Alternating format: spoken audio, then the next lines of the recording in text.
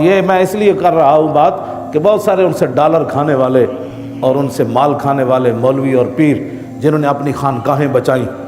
اپنے مدرسے بچائے، اپنی مسجدیں ان مولویوں نے بچائیں کہ مجھے کہیں مسجد سے نہ نکال لیا جائے یا میرے خلاف کوئی پرچہ نہ ہو جائے۔ یہ جنرل شاہد عزیز کہتا ہے کہ ڈالروں کے زور پر میڈیا کا جادو جگایا گیا، مغربی طرز فکر کو ابھارا تاکہ عوام اس کی قدر کریں، اور قوم کو درپیش مسائل کے کسی پہلو پر دین کا حوالہ دینے کو جہالت کہا۔ ترقی کی راہ مغرب کی سرپرستی میں دکھائی، سیکولر سوچوں کے نئے نئے جال بنے گئے، دین کے لیے نئے نئے عالمانہ رنگ پیش کیے گئے، اس کے لیے ہر قماش کے کرائے کے مولوی لگائے گئے۔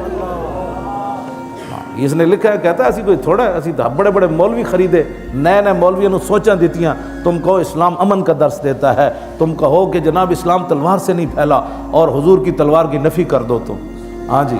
کہتا ہے اسی خود خریدے بندے اگے بہت ہر صفحہ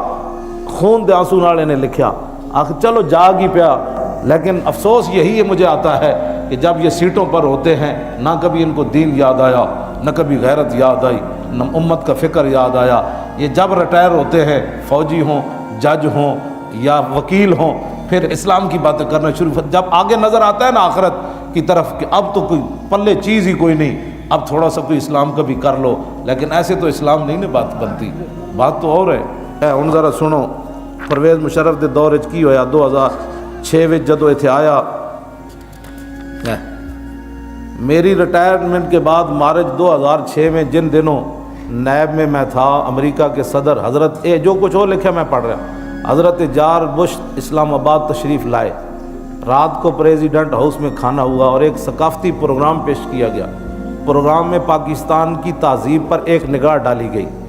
کہ ہماری تہذیب پر تاریخ کے کیا اثرات رہے۔ پہلی تصویر ہمارے معاشرے کی منجو دھاڑوں کے ادوار کی پیش کی گئی، بھی ہم یہاں سے شروع ہوئے، منجو دھاڑوں سے۔ نیم عریاں لڑکیوں نے ناچ کر ہمیں سمجھایا کہ ہماری ثقافت کی ابتدا یہاں سے ہوئی۔ یہ ان کا بندہ لکھ رہا ہے، میں تو بات کرتا ہوں تو کہتا ہے یہ بڑی سخت باتیں کرتا ہے۔ کہنے لگا پھر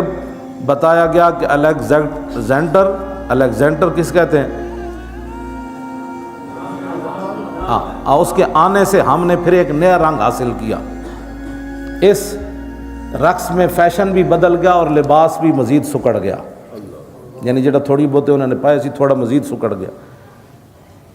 پھر اگلا رقص عکاسی کرتا تھا ہندوانہ تہذیب کی برہنگی کا، پھر لڑکیاں ننگیاں ہو کے پھر انہیں ہندو کہا، پھر ایسی ہندو بنیا۔